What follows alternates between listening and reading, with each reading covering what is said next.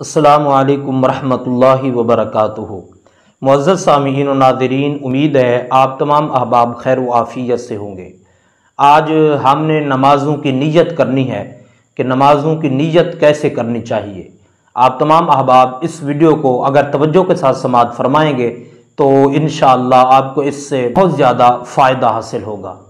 आप सबसे पहले ये बात समाअत फरमा लें कि नीयत करना दिल के इरादे को कहते हैं। अगर कोई शख्स ज़बान से नीयत नहीं भी करता तो भी उसकी नमाज जायज़ होगी, उसकी नमाज जो है वो काबिल कबूल होगी।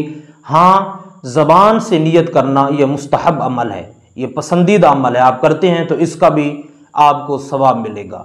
आप सबसे पहले मेरी बात तवज्जो के साथ ये समाअत फरमाएं, कोई भी आपने नमाज की नियत करनी है तो उसका तरीका समाअत फरमाएं। मसलन आप ज़ोहर की 4 सुन्नतों की नियत करते हैं तो उसका तरीका समाअत फरमाएं। मैं नियत करता हूँ नमाज के लिए, नमाज पढ़ता हूँ अल्लाह ताला के लिए 4 रकात नमाज सुन्नत रसूल करीम की, मुँह तरफ मेरा किबला शरीफ के, बंदगी अल्लाह ताला की, अल्लाहु अकबर। ये 4 सुन्नतों का तरीका है।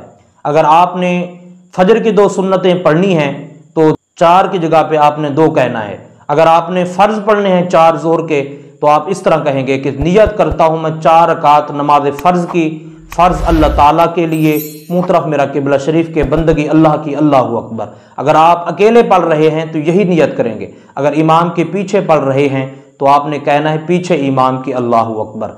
तो इसी तरह नफलों की भी हमने नियत करनी है तो नफिल का तरीका भी आप समाअत फरमा लें। नियत करता हूँ मैं 2 रकात नमाज नफिल की, नफिल अल्लाह ताला के लिए, बंदगी अल्लाह ताला की, मुँह तरफ मेरा किबला शरीफ के, अल्लाहु अकबर। तो ये तरीक़ाकार है नियत करने का।